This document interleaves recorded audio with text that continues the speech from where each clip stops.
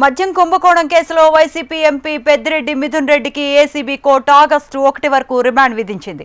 ఈ కేసులో ఆయన A4 నిందితుడిగా ఉన్నారు. నిన్న దాదాపు 7 గంటల విచారణ అనంతరం విజయవాడలోని సిట్ కార్యాలయంలో మిథున్ రెడ్డిని సిట్ అధికారులు అరెస్ట్ చేశారు. ఈ రోజు విజయవాడ ఏసీబీ కోర్టులో హాజరుపరిచారు. కోర్టు మిథున్ రెడ్డికి ఆగస్టు 1 వరకు రిమాండ్ విధించింది. మిథున్ రెడ్డిని రాజమండ్రి సెంట్రల్ జైలుకు తరలిస్తున్నారు.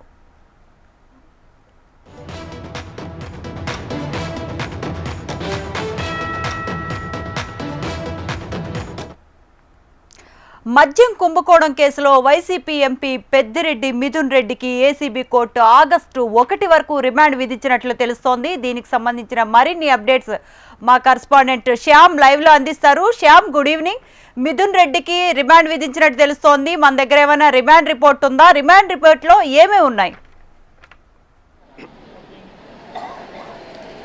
Good evening Sravanthi. ఈరోజు చూసుకున్నట్లయితే ఊహించినట్లుగానే వైఎస్ఆర్సీపీకి సంబంధించిన పార్లమెంటు సభ్యుడు, అలాగే ఇతను పార్లమెంట్లో పార్టీ నాయకుడిగా కూడా ఉన్నారు. ఇతను చూసుకున్నట్లయితే నిన్న సిట్ విచారణకు వచ్చారు. సిట్ విచారణ అనంతరం కూడా నిన్న రాత్రి 8:45కి అరెస్టు చేస్తున్నట్లు కూడా ఒక నోటీస్ అయితే జారీ చేశారు. ఆ తదుపరి ఈరోజు ఉదయం 11:30 గంటలకి ఆయన్ని ప్రభుత్వ ఆసుపత్రికి తీసుకెళ్లారు. అక్కడ వైద్య పరీక్షల అనంతరం నేరుగా ఏసీబీ కోర్టుకి తీసుకొచ్చారు. ఏసీబీ కోర్టులో ప్రవేశపెట్టిన అనంతరం మధ్యాహ్నం చూసుకున్నట్లయితే ఈ ఏదైతే 10 పేజీల రిమాండ్ రిపోర్ట్ అనేది అప్పటికప్పుడు కూడా రిమాండ్ రిపోర్ట్ అనేది సమర్పించింది. అయితే ఆ రిమాండ్ రిపోర్ట్లో చూసుకున్నట్లయితే ఇతను చాలా కీలక నిందితుడు, ఇతనికి తెలిసే మొత్తం ఈ కుంభకోణం మొత్తం జరిగింది అనేది కూడా ప్రధానమైన వాదన వినిపించింది. అయితే మిథున్ రెడ్డి తరఫున మాత్రం ఎవరు కూడా ఈ రిమాండ్ని కూడా వ్యతిరేకించలేదు. అయితే ప్రారంభం నుంచి కూడా మిథున్ రెడ్డి ఒకటే చెప్తూ వస్తున్నారు, ఇది కేవలం రాజకీయ కక్ష సాధింపు చర్యలో భాగంగానే తన పేరును ఇరికించారు. తన తండ్రికి చంద్రబాబుకి మధ్య ఉన్న వైరం నేపథ్యంలోనే తన తండ్రిని ఏదో ఒక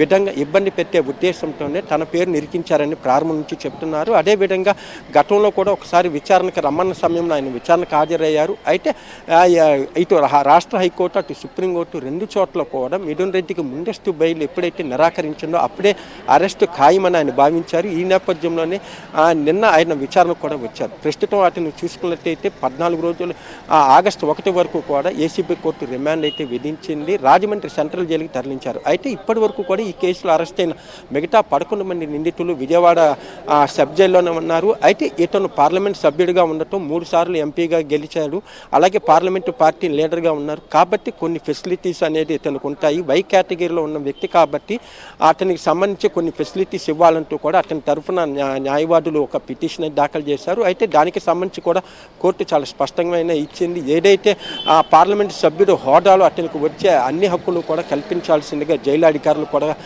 ఇప్పటికే ఆదేశాలు ఇచ్చారు. ఇది చూసుకున్నట్లయితే విజయవాడ సబ్ జైలు దానికి సంబంధించి కూడా ప్రత్యేకమైన ఏర్పాట్లు ఏమీ ఉండవు. అందుకని అతను చూసుకున్నట్లయితే నెల్లూరు జైలుకి కావాలని ఆయన రిక్వెస్ట్ చేయడం జరిగింది. అయితే దానిని ఏసీబీ కోర్టు వ్యతిరేకించింది. ప్రస్తుతం అయితే రాజమండ్రి సెంట్రల్ జైలుకి తరలించారు. అయితే మొత్తం ఈ కేసులో అరెస్ట్ అయిన మొత్తం 11 మంది నిందితులు ప్లస్ మిథున్ రెడ్డిని అందరినీ కూడా ఆగస్టు 1 కోర్టుకి హాజరుపరచాలని చెప్పారు.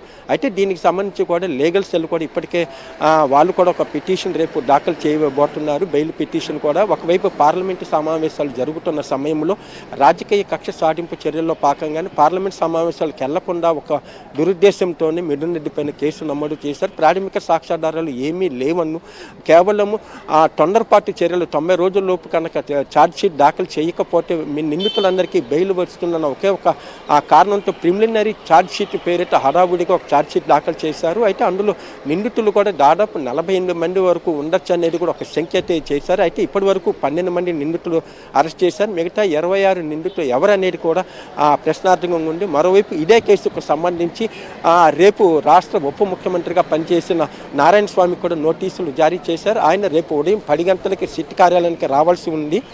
అయితే ఆయన కూడా వస్తానని కూడా సమాచారం ఇచ్చినట్టు తెలుస్తోంది. Right Shyam, thanks for the details.